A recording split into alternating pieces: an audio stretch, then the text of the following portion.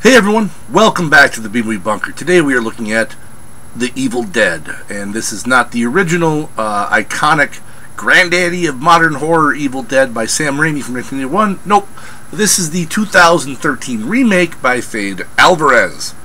So what we have is 5 20-somethings go off to a remote cabin in the woods, find a book of evil, unleash the evil inside it, and then bad things happen to them. It's a remake that should not have been made. Or I should say, it's a remake that was of a movie that was already remade. The original remake was called Evil Dead 2, also done by Sam Raimi, also starring Bruce Campbell. This one, if they hadn't called it Evil Dead, would I like it better?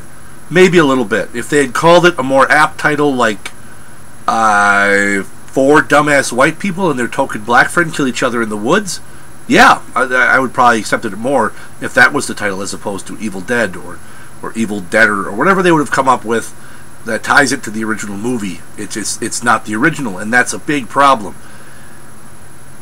I will give them kudos on the gore effects. The gore effects were really well done. They did real gore. They didn't do the CGI stuff. You got blood, you got guts. Real gore. That's good. That was good. I liked that. But there's so much I didn't like. And some of it's not entirely their fault. I think the fact that they were fighting an uphill battle before the cameras even started rolling. First of all, how do you fill the role of Ash? I mean, Bruce Campbell as Ash. That role is one of the most iconic, one of the most incomparable roles in horror film history. It really, really is. You can't separate Bruce Campbell from Ash and Ash from Bruce Campbell. You can't. That is just what that is. But they tried, and by doing their trying, what they did is they split up the role of Ash amongst everyone. And I can kind of see why they did it, but it doesn't work. The pacing of the movie, this is the whole way the movie was, I didn't quite get. I was bloody bored for the beginning of it. I mean, okay, you have the intro where they try to shock you. This is a horror film. Ah! Then they have a 30-minute interlude that is basically a Lifetime film about addiction. All that was missing was What's-Your-Face from One Day at a Time, Valerie Bertinelli, and this would have been the iconic Lifetime film about addiction's hard, but we're going to help you lick it. Ooh, we'll be here for you, friend. Then you get the demon and the gore. There's things they tried to copy from the original that also didn't work, aside from the character of Ash. One of the things that I think they failed the most at was there's the scenes in the original Evil Dead with the point of view of the demon zipping through the woods as it's going along. That was tension. That was terrifying. That was scary. For years after I saw the film the first time, every time I go in the woods, I would picture that scene and I would freak the fuck out. This one, the point of view of the demon isn't so much this, he's coming to get you. It's more of the demon's out for a nice jog out in the woods and maybe looking at some birds. It wasn't scary. It didn't have that tension. It was just kind of, look at the squirrels. Isn't this nice? So they failed on those regards as well. I will also say the cast was prettier than the original. It's a big problem I have with modern horror, is that the Hollywood horror is that the people are too pretty. The original Evil Dead, I'm not saying the people in the original Evil Dead were like, these hideous cyclopses, but they looked like real people. Because they were real people. They weren't Hollywood actors, who had their teeth capped and their skin bleached and, everything's perfect on them. These were real people. And they had an energy and a passion that was lacking in this one. Sam Raimi brought something to the original Evil Dead that can't be repeated in that same way. It's gone. That is gone. The magic that brought that film, the level of passion and excitement and energy for making a film, to make a film, not for Hollywood numbers, not for, to meet some statistician's goal of what the movie has to make. No. This was a movie made for fun. This one, the remake, meh. It was an attempt to cash in, and I fell for it. I mean, I wasn't expecting much going in. I only saw it because I have this kind of completist mentality where I gotta finish that circle. I can't have that little bit sticking out there. I gotta finish it. That's why I watched all the prophecy movies. That's why I watch a lot of things all the way to the end, even though they're terrible. This one, the shoes it was trying to fill were simply too big. And it just didn't work.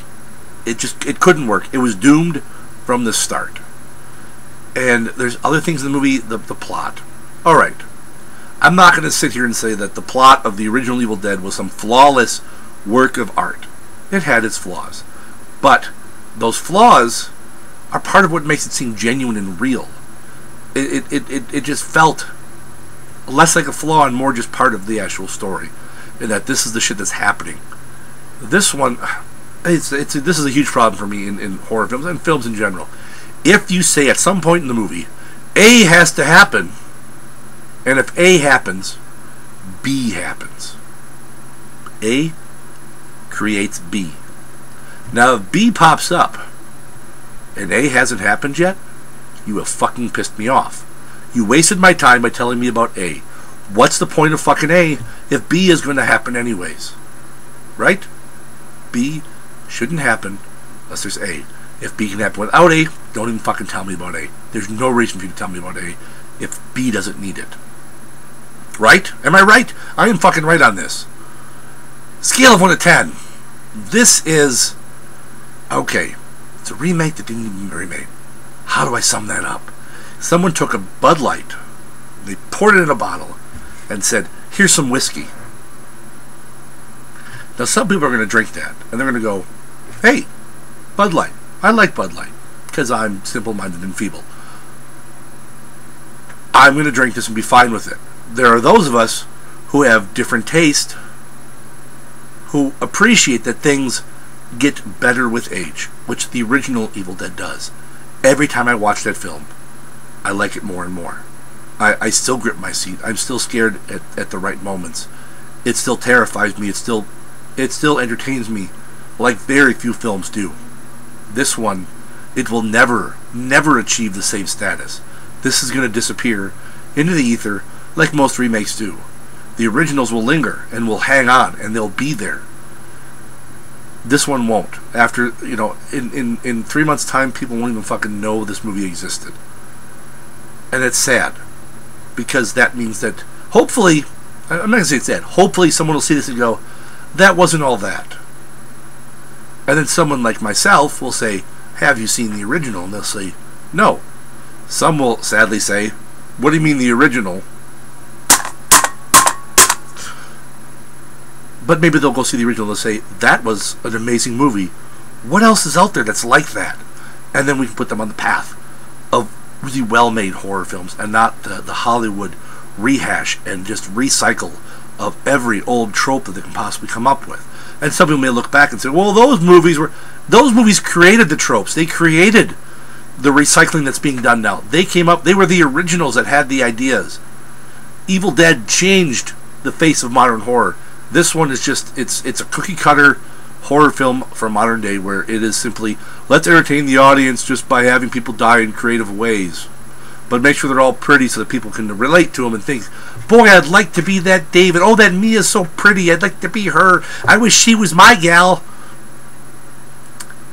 It doesn't work. So, that's all I have for this one. Until next time, you stay safe out there in the wasteland.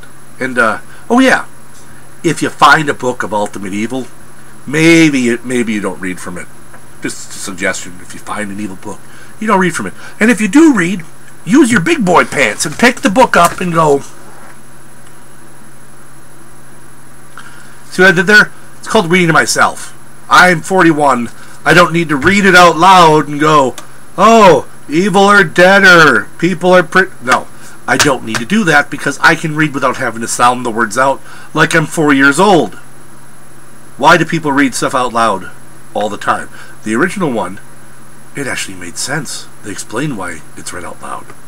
It works. This one is just some dumb guy having to go, oh, evil prayer I will read out loud. That's all I got.